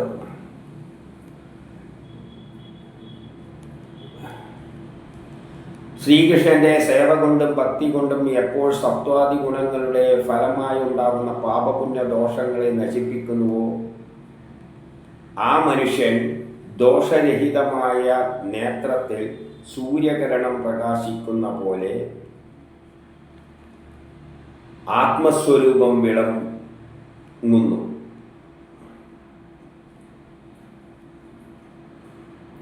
അപ്പോഴുള്ള സമയത്താണ് സൂര്യകിരണം പ്രകാശിക്കുന്നത് പോലെ, നേത്രത്തിൽ സൂര്യകിരണം പ്രകാശിക്കുന്നത് പോലെ നമ്മളെ ആത്മസ്വരൂപം വിളങ്ങുന്നു. ആ ഒരു സമയത്ത് എപ്പോഴ് ശ്രീകൃഷ്ണന്റെ സേവ കൊണ്ടും ഭക്തി കൊണ്ടും സത്വാദി ഗുണങ്ങൾ ഫലമാവുന്ന പാപപുണ്യ ദോഷങ്ങളെ നശിപ്പിച്ചാൽ ഒരു ആത്മസുഖം ഉണ്ടാകുന്നു. ഏതുപോലെയുള്ളതെന്ന് വേണമെങ്കിൽ ആ സുഷുപ്തിയിലുള്ള അവസ്ഥയിലേക്ക് എടുക്കാം. അതുകൊണ്ടാണ് രണ്ടും ഏകദേശം അടുത്തടുത്ത് പറഞ്ഞിരിക്കുന്നത്. ആ ആത്മസ്വരൂപം, പരമാനന്ദം എന്നെല്ലാം പറയുന്നില്ലേ, അത് ആ അവസ്ഥക്ക് സമാനമായിട്ട് വേണമെങ്കിൽ നമുക്ക്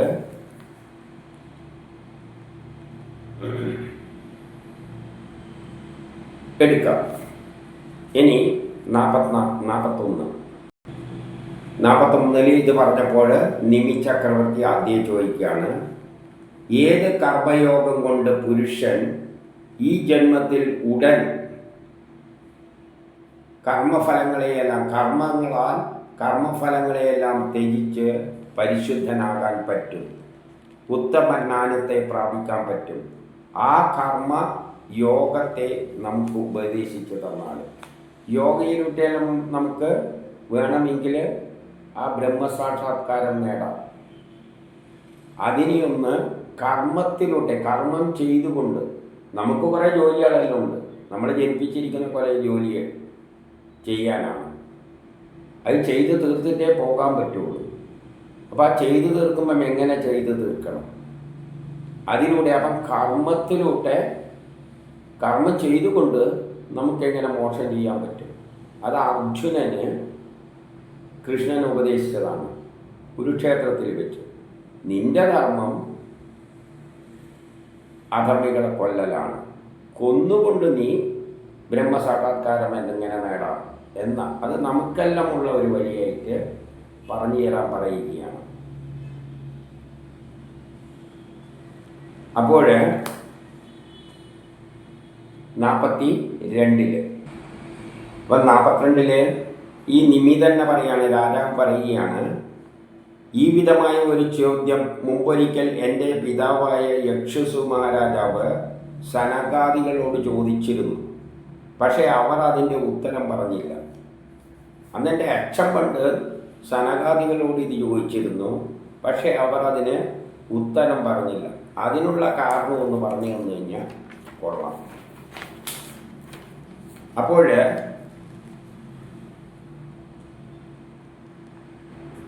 ആവിഹത്രേ എന്ന ആളാണ് അതിനുള്ള ഉത്തരം നൽകിയത്.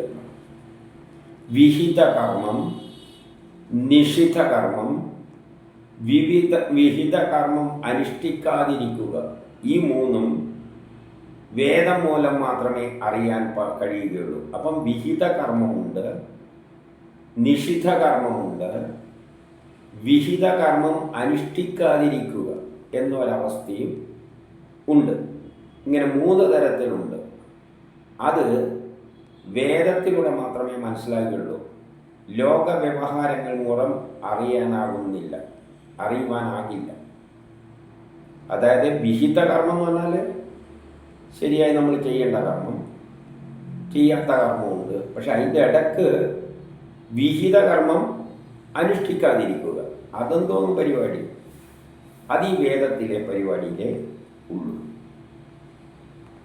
വേദം ഈശ്വരനിൽ നിന്നുണ്ടായതായതുകൊണ്ട് കർമ്മം, അകർമ്മം, വികർമ്മം എന്നീ വിഷയങ്ങൾ വിദ്വാൻമാർ പോലും ശരിക്ക് മനസ്സിലാക്കിയിട്ടില്ല.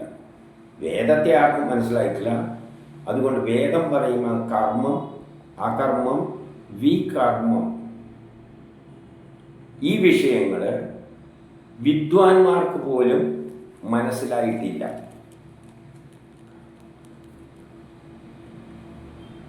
കർമ്മങ്ങളെ വിധിക്കുന്ന വേദം രഹസ്യമായാണ് പ്രതിപാദിക്കുന്നത്. 44 പറയുകയാണ്, ഔഷധം എന്ന പോലെ അജ്ഞാനിക്ക് ഫലകാംക്ഷയോടെ ഉപദേശിക്കുന്നു. അജ്ഞാനിക്ക് ഔഷധം കൊടുക്കും, അല്ലാതെ അവനോട് ഈ ഔഷധത്തിൽ എന്ത് സാധനം, എങ്ങനെയാണ് രോഗം മാറുന്നതെന്നൊന്നും പറയും. ഇതങ്ങ് കുടിച്ചോന്നും പറഞ്ഞു കൊടുക്കും. അതുകൊണ്ടാണ് അച്ഛനോട് പറഞ്ഞിട്ടില്ല എന്ന് പറയുന്നതിൻ്റെ ഉത്തരമായി പറയുന്നത്. ഔഷധം എന്ന പോലെ അജ്ഞാനിക്ക് ഫലകാംക്ഷയാൽ ഉപദേശിക്കുന്നു എന്ന് പറഞ്ഞാൽ ഇങ്ങനെയല്ലേ ചെയ്തോ എന്ന് പറയും. പക്ഷേ വാസ്തവത്തിൽ കർമ്മങ്ങൾ കർമ്മബന്ധ മോചനത്തിലായാണ് വിധിക്കുന്നത്. കർമ്മം, വേദം നിർദ്ദേശിക്കുന്ന കർമ്മങ്ങൾ കർമ്മബന്ധ മോചനത്തിനായാണ് വിധിക്കുന്നത്. കർമ്മം ചെയ്തേ പറ്റൂ. നേരത്തെ ഞാൻ പറഞ്ഞല്ലോ, എനിക്ക് ബ്രഹ്മസാക്ഷാത്കാരത്തിന് പോകേണ്ടെങ്കിൽ ഞാൻ ചെയ്ത കർമ്മം, എനിക്കുള്ള കർമ്മം ചെയ്ത് തീർത്തേ പോകാൻ പറ്റും. അപ്പം ഞാൻ ചെയ്യണം, അത് വിഹിത കർമ്മമാണ്, ചെയ്ത് തീർത്തേ പറ്റൂ. പക്ഷേ കർമ്മത്തിൽ നിന്ന് മോചനം നേടാം. കർമ്മം ചെയ്യുക എന്ന് പറഞ്ഞാൽ നമുക്ക് ഞാൻ എന്ന ഒരു ചിന്തയുണ്ടാവും.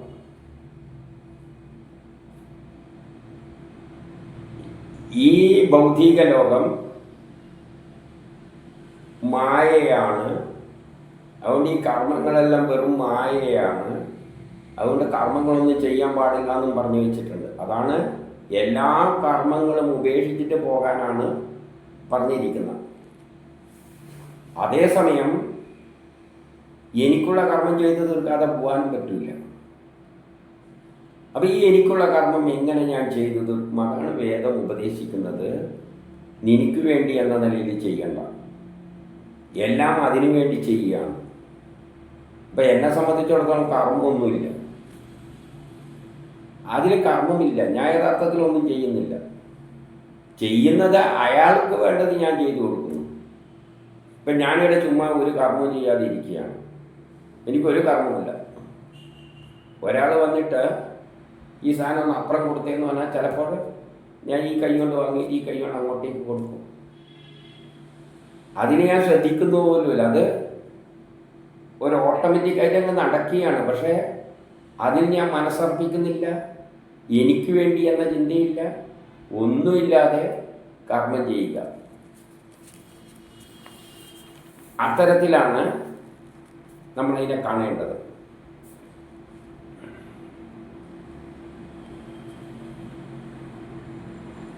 ഇനി 45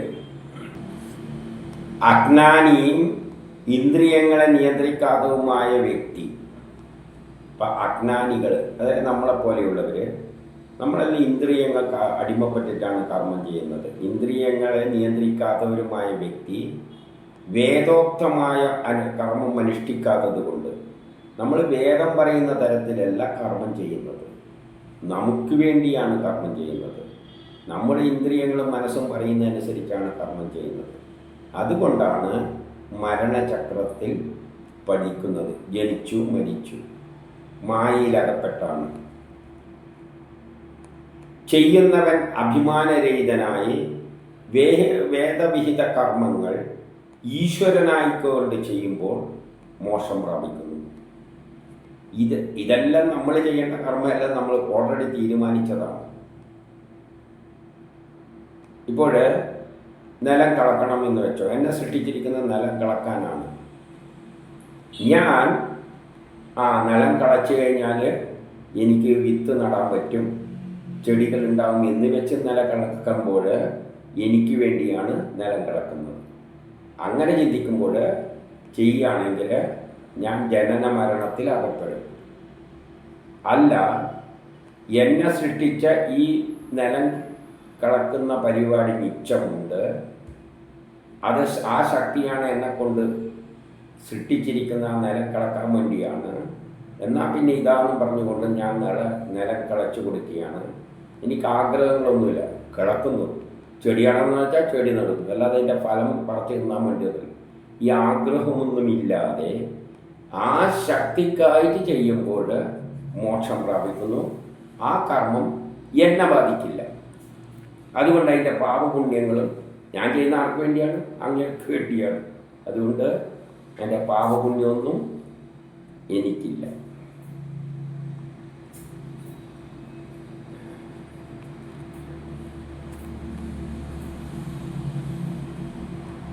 ഏതൊരാൾ 47 ഏതൊരാൾ ജീവാത്മാവിൻ്റെ അഹങ്കാര ബന്ധത്തെ ഉടൻ നശിപ്പിക്കുവാൻ ആഗ്രഹിക്കുന്നു, അവൻ ആശ്രമശാസ്ത്രങ്ങളിൽ പ്രതിപാദിക്കപ്പെട്ട ക്രമത്തിലും വേദോക്തമായ ക്രമത്തിലും ഈശ്വരനെ പൂജിക്കുന്നു. ജീവാത്മാവിൻ്റെ അഹങ്കാര ബന്ധനത്തെ ഉടൻ നശിപ്പിക്കുവാൻ ആഗ്രഹിക്കുന്നവർ, അതായത് വേദങ്ങളിൽ പറയുന്ന തരത്തിൽ ജീവാത്മാവിൻ്റെ അഹങ്കാര ബന്ധനത്തെ അവസാനിപ്പിക്കുവാൻ, ഞാനെന്ന ചിന്ത ഇല്ലാതാക്കുവാൻ. അഹങ്കാരം എപ്പോഴാണ് ഉണ്ടാവുക? ഞാനെന്ന ചിന്തയാണ്. ഞാൻ അപ്പോഴാണ് അഹങ്കാരം ഉണ്ടാകുന്നത്. ആ ഞാനെന്ന ചിന്ത ഇല്ലാതാക്കാൻ ശ്രമിക്കുന്നുവോ അവനെന്ത് വേണം? ആശ്രമശാസ്ത്രങ്ങളിൽ പ്രതിപാദിപ്പിക്കപ്പെട്ട ക്രമത്തിലും വേദോക്ത ക്രമത്തിലും ഈശ്വരനെ പൂജിക്കുക. മനുഷ്യന് ജനിച്ചു കഴിഞ്ഞാൽ 4 അവസ്ഥയുണ്ട്. പഠിക്കുന്ന കാലഘട്ടം പഠിക്കണം, അതിനുവേണ്ടി അതിനെ സൃഷ്ടിച്ചിരിക്കുന്നു, അങ്ങ് പഠിച്ചു കൊടുത്തേക്കുന്നു. പിന്നെ കുടുംബജീവിതം എന്താണ്? കുട്ടികളെല്ലാം പ്രകൃതിക്കാരനിലൂടെ ഒരു കുട്ടീനെ വേണം, ആ ശരി കുട്ടീനെ ഉണ്ടാക്കി കൊടുത്തേക്കുന്നു. അങ്ങനെ എല്ലാം ആ ക്രമത്തിൽ ഓട്ടോമാറ്റിക്കായിട്ട് ചെയ്യുന്നത് പോലെ, യാന്ത്രികമായി ചെയ്യുന്നത് പോലെ അങ്ങ് ചെയ്തു കൊടുത്തേക്കും. അതാണ് പറഞ്ഞതിൻ്റെ അർത്ഥം. അപ്പം പിന്നെ ചിന്തിക്കാനാണ് പഠിക്കുന്ന കാലത്ത് പഠിക്കാനാണ് അല്ലേ പഠിച്ചോളെ, കല്യാണം കഴിക്കണം, ജോലി എടുക്കണം, വീട്ടിൽ ചെയ്തേക്കാം, എല്ലാം ചെയ്യാൻ ബാധ്യസ്ഥനാണ്. അതുമാതിരി അങ്ങ് ചെയ്തു കൊടുത്തിട്ട് പോകുന്നവരെ എന്ത് പറ്റും? വേദോക്തമായ ക്രമത്തിലും ഈശ്വരനെ പൂജിക്കുന്നു. അവർ ഈശ്വരനെ പൂജിക്കുകയാണ് ആ വേദം പറയുന്ന ക്രമത്തിൽ.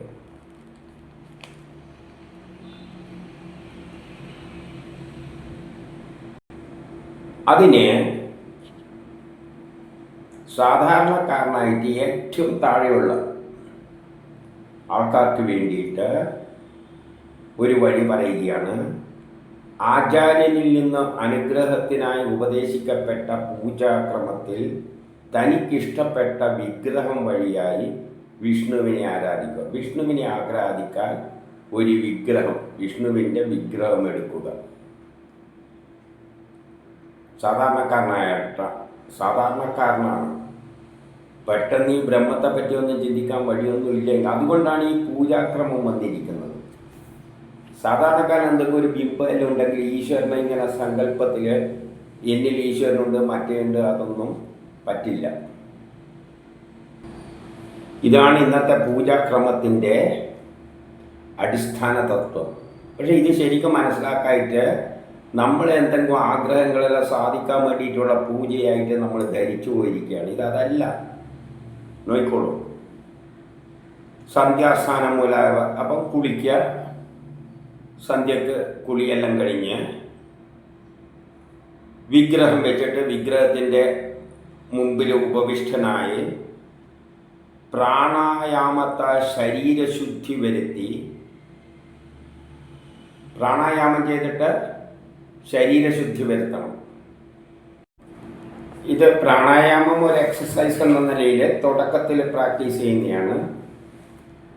പ്രാണായാമം ചെയ്യുമ്പോൾ, ബ്രീത്തിങ് എക്സസൈസ് എല്ലാം ചെയ്യുമ്പോൾ നമ്മൾ ഓട്ടോമാറ്റിക്കായിട്ട് നമ്മളെ ശരീരം കുറേയെല്ലാം നിയന്ത്രണ വിധേയമാണ്, ഇന്ദ്രിയങ്ങളെയെല്ലാം. അതിനാണ് പ്രാണായാമം ചെയ്യണം. അപ്പോൾ ശരീരശുദ്ധി വരും. വിഗ്രഹത്തിലും പിന്നെ ഹൃദയത്തിലും ധ്യാനം ചെയ്യുക. ആദ്യം വിഗ്രഹത്തിൽ ധ്യാനിക്കുക. നമുക്ക് ഏതെങ്കിലും ഒരു വിഗ്രഹം ഉണ്ടെങ്കിലേ ഈശ്വരനെ മനസ്സിൽ കാണാൻ പറ്റുള്ളൂ. അതുകൊണ്ടാണ് അവരെ കൃഷ്ണനെ ഇങ്ങനെ ഒരു രൂപത്തിൽ എപ്പോഴും ഓർക്കത്തക്കവണ്ണുള്ള ഭംഗിയിൽ അവതരിപ്പിച്ചത്.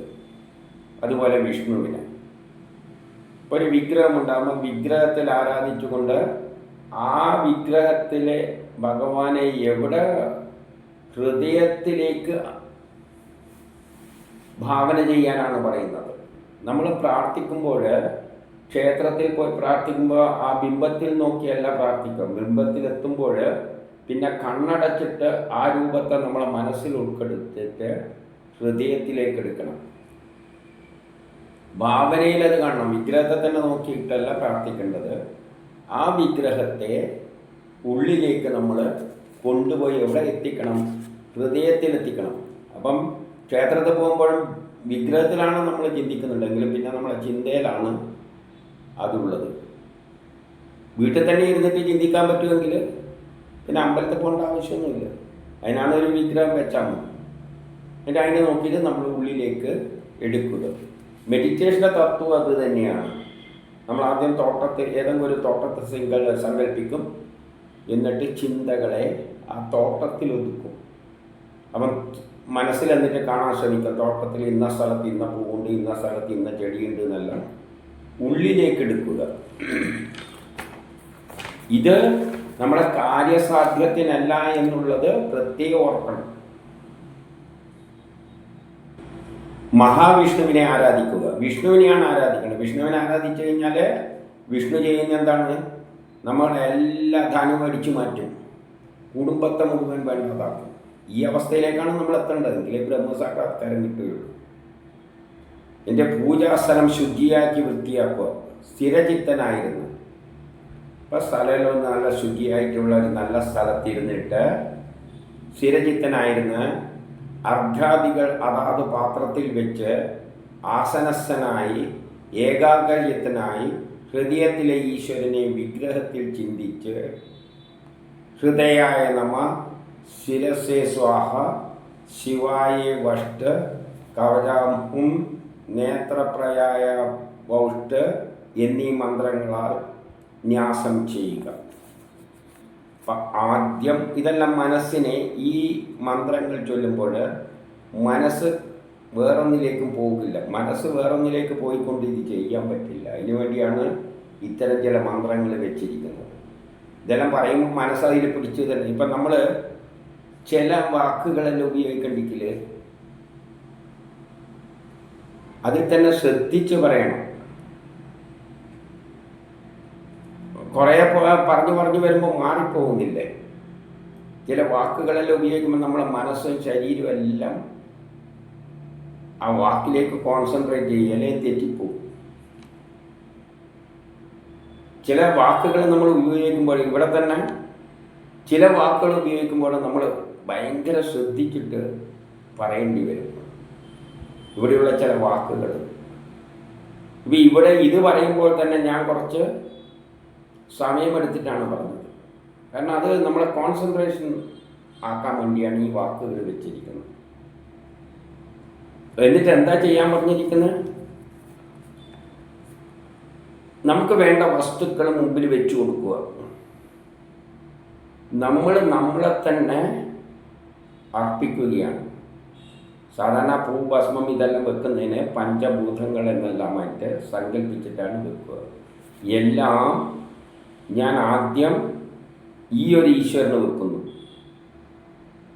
എന്നിലുള്ള എല്ലാം അർപ്പിക്കുന്നു. അതാണ് നിവേദ്യം. എല്ലാം നിവേദിക്കുകയാണ്, അങ്ങോട്ട് കൊടുക്കുകയാണ്. ആശയം എന്താണ്? അങ്ങോട്ടേക്ക് കൊടുക്കുകയാണ്. ഇപ്പം അർഘാദികൾ അതാത് പാത്രങ്ങളിൽ വെച്ചിട്ട് ഏകാഗ്ര ചിത്തനായിട്ട് ഹൃദയത്തിൽ നമ്മൾ കാണുന്ന ഈശ്വരനെ ഹൃദയത്തിന് നമുക്ക് കാണാൻ പറ്റില്ല. വിഗ്രഹത്തിൽ ചിന്തിച്ച് ഹൃദയത്തിലുള്ള ഈശ്വരനാണ് ഈ വിഗ്രഹത്തിലുള്ളത്. ഹൃദയത്തിൽ നമ്മൾ കാണാൻ പറ്റുന്നില്ല. അതുകൊണ്ട് ആ ഈശ്വരനെ വിഗ്രഹത്തിൽ കാണുന്നു. എന്നിട്ടാണ് ഹൃദയായ നമ ശിരസേ സ്വാഹ എന്നെല്ലാം പറഞ്ഞുകൊണ്ട് നമ്മൾ ഹൃദയത്തിലേക്ക് മനസ്സിൽ ഏകാഗ്രമാക്കുകയാണ്. ഇത് പറയുമ്പം പിന്നെ ഈ ബിംബത്തിലല്ല ചിന്ത വരുമോ, നമ്മുടെ ചിന്ത മുഴുവൻ ഇതും ശരിക്കും ഉച്ചരിക്കാനാണ്. അപ്പം വിഗ്രഹത്തിൽ നിന്ന് ഓട്ടോമാറ്റിക്കായിട്ട് നമ്മിലേക്ക് കേന്ദ്രീകരിക്കുകയാണ്. എന്നിട്ട് മൂലമന്ത്രം കൊണ്ട് ആരാധിക്കുക. ഇനി 52, 53 കൈ, കാല്, ശംഖ്, ചക്രം മൂലാവയോട് കൂടിയ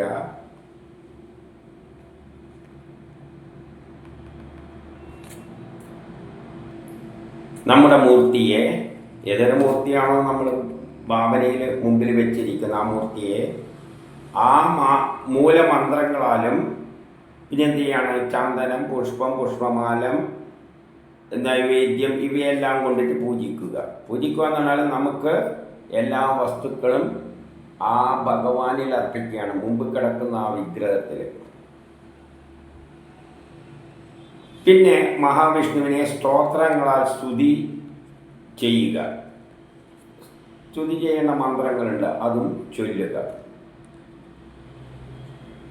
പിന്നെ തന്നെ ദേവതാ സ്വരൂപമായി ധ്യാനിച്ച്, അവിടെയാണ് പിന്നെ തന്നെ ദേവതാ സ്വരൂപമായിട്ട് ധ്യാനിക്കാനാണ് പറയുന്നത്. അപ്പം ഇതുവരെ മുമ്പിലുള്ള വിഗ്രഹത്തിനാണ് നമ്മളെല്ലാം കൊടുത്തിട്ട് പിന്നെ തന്നെ ആ ദേവതാ സ്വരൂപമായിട്ട് നിരൂപിച്ച് സ്വരൂപമായിട്ട് ധ്യാനിച്ചിട്ട് പിന്നെ തന്നെ ധ്യാനിക്കണം. ഞാൻ ആ ബ്രഹ്മമാകുന്നു, ഈ വിഷ്ണു ഞാനാകുന്നു, എന്നിലാകുന്നു എന്ന നിലയിൽ ധ്യാനിക്കണം. ഇതുവരെ ധ്യാനിച്ചത് ആ ബിംബത്തിലായിരുന്നുവെങ്കിൽ പിന്നെ അത് എന്നിലേക്ക് തന്നെ ധ്യാനിക്കണം. അങ്ങനെ ശ്രീഹരിയെ പൂജിക്കുക. തന്നെ ദേവതാ സ്വരൂപമായി ധ്യാനിച്ചിട്ട് ശ്രീഹരിയെ പൂജിക്കുക. അപ്പം ശ്രീഹരി താൻ തന്നെയാണ്. പ്രസാദത്തെ തലയിൽ ചൂടി, പിന്നെ തൻ്റെ തലയിലാണ് ചൂടിയിട്ട് പൂജിക്കപ്പെട്ട ദേവന്മാരെ ഹൃദയത്തിൽ ഉപാസന ചെയ്ത് പൂജ അവസാനിപ്പിക്കുക.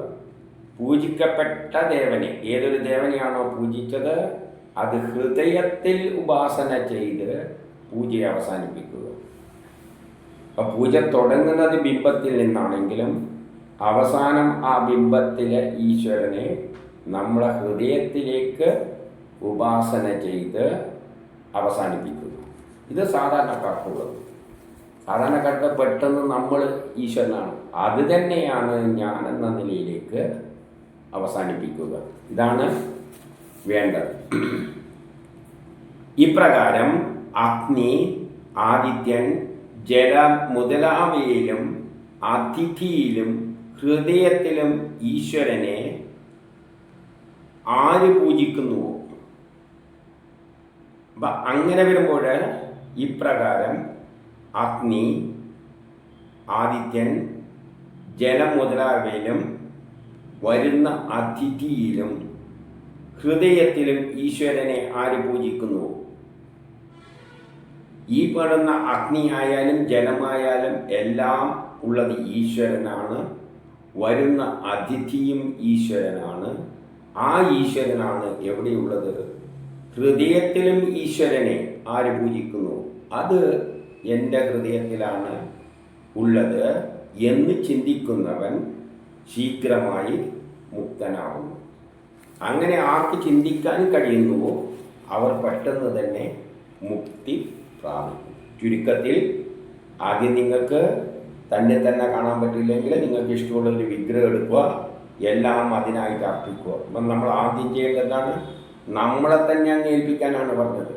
ഇവിടെ നമ്മളെല്ലാം ഈ ബിംബത്തിന് അർപ്പിക്കുകയാണ്. എൻ്റെ അവസാനം ബിംബത്തെ നമ്മളെ ഉള്ളിൽ ഞാൻ തന്നെയാണെന്ന സങ്കല്പത്തിൽ നമ്മളെ ധ്യാനിക്കുക. പിന്നെ നമ്മൾ ഹൃദയത്തിൽ ആ ഈശ്വരനെ ഉപാസിക്കുക. ചുരുക്കി പറഞ്ഞാൽ നമ്മൾ തന്നെയാണ് ഈശ്വരൻ, നമ്മളുടെ ഉള്ളിൽ തന്നെയാണ് ഈശ്വരൻ എന്നുള്ള വിശ്വാസം എങ്ങനെയെങ്കിലും ഉണ്ടാക്കിയെടുക്കുക. അവരവർക്ക് പറ്റുന്നവരെ ഉണ്ടാക്കിയെടുക്കാൻ പറ്റുമെന്നൊന്ന് ശ്രമിച്ചു നോക്കുക. അല്ല, ഇങ്ങനെ ശ്രമിച്ചു കഴിഞ്ഞാൽ ചിലപ്പോൾ കുറച്ചും കൂടി എളുപ്പത്തിൽ പറ്റുമായിരിക്കും. ഇതൊരു നമ്മൾ സ്വയം ചെയ്തെടുക്കേണ്ട പരിപാടിയാണ്. അതിനുള്ളൊരു വഴി വന്നതാണ് ഈ ബിംബാരാധന. ഈശ്വരനെ നമ്മിൽ തന്നെ എത്തിക്കുകയാണ്. അല്ലാതെ മുമ്പിൽ വെച്ചിട്ട് എൻ്റെ അത് സാധിപ്പിച്ച് എൻ്റെ മൂക്ക് പയ്യനെ കൊടുത്താന്നെല്ലാം പറയാൻ ജോലി നേടിത്തരാന്നുള്ളതല്ല ഈ ഉപാസന. ഈശ്വരൻ ഇതൊന്നും ഇഷ്ടപ്പെടുന്നില്ല. കാരണം അതെല്ലാം ഭരണാധികാരികൾ ചെയ്യേണ്ടതാണ്. അവർ ചെയ്യുന്നില്ലെങ്കിൽ കൊല്ലാൻ വേണ്ടിയിട്ടാണ് അവതാരങ്ങളായിട്ട് വരുന്നത്.